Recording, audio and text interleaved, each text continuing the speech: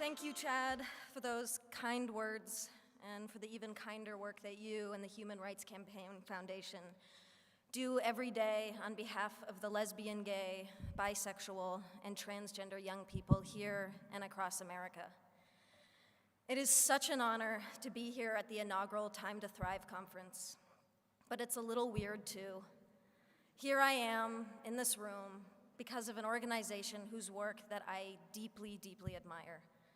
And I'm surrounded by people who make it their life's work to make other people's lives better, profoundly better. Some of you teach young people. Some of you help young people heal and to find their voice. Some of you listen. Some of you take action. Some of you are young people yourselves, in which case it's even weirder for a person like me to be speaking to you. It's weird because here I am, an actress representing, at least in some sense, an industry that places crushing standards on all of us. And not just young people, everyone. Standards of beauty, of a good life, of success. Standards that I hate to admit have affected me.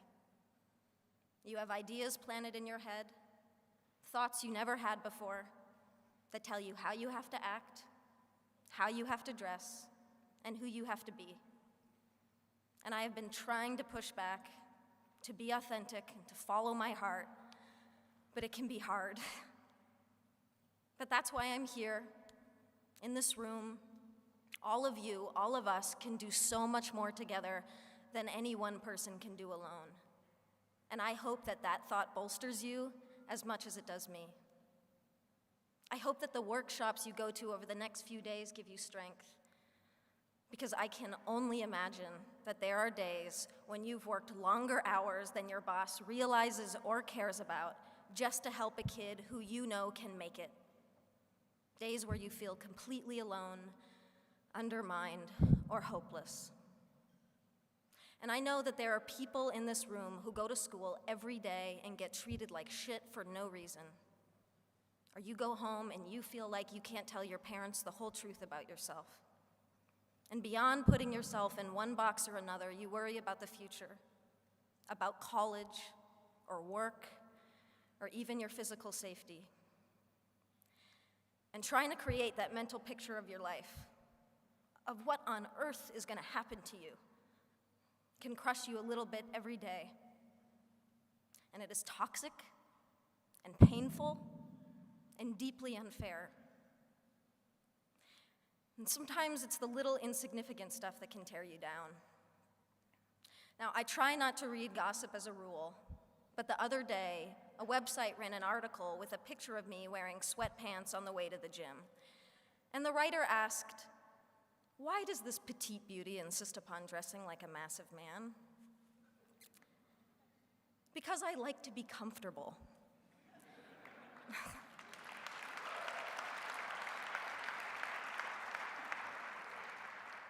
There are pervasive stereotypes about masculinity and femininity that define how we're all supposed to act, dress, and speak, and they serve no one. Anyone who defies these so-called norms becomes worthy of comment and scrutiny, and the LGBT community knows this all too well. Yet there is courage all around us. The football hero, Michael Sam, the actress, Laverne Cox, the musicians, Tegan and Sarah Quinn, the family that supports their daughter or son who has come out. And there is courage in this room, all of you. And I'm inspired to be in this room because every single one of you is here for the same reason. You're here because you've adopted as a core motivation the simple fact that this world would be a whole lot better if we just made an effort to be less horrible to one another.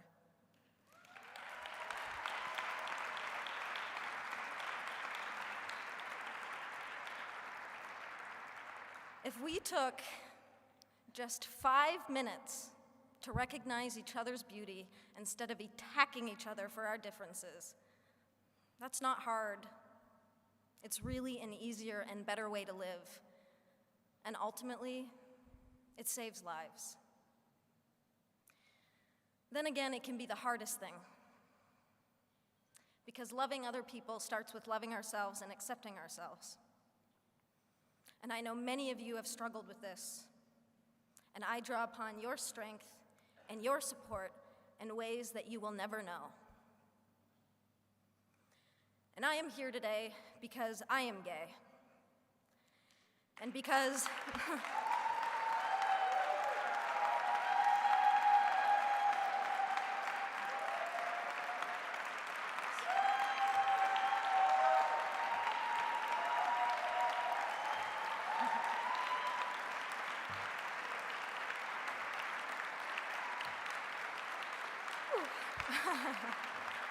thank you.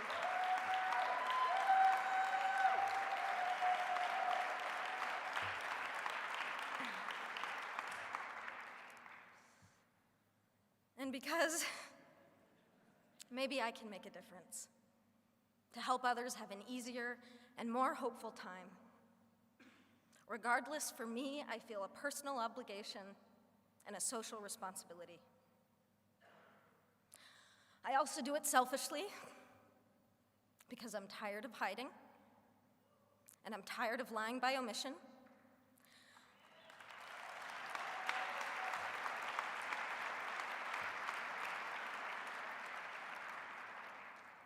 I suffered for years because I was scared to be out.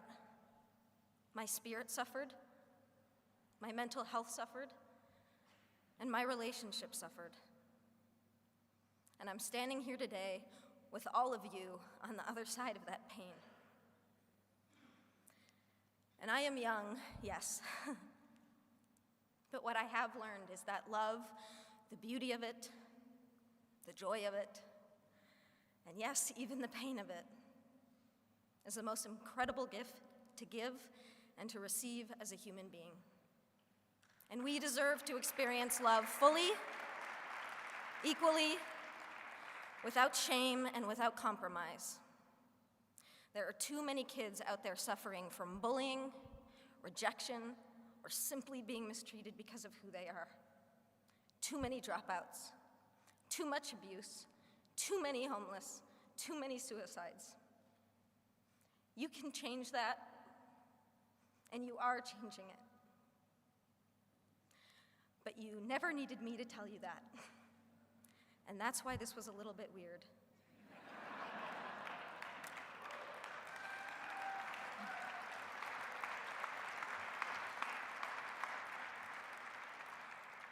The only thing that I can really say is what I'm building up to, is what I have been building up to for the past 5 minutes. Thank you. Thank you for inspiring me. Thank you for giving me hope. And please keep changing the world for people like me. Happy Valentine's Day. I love you.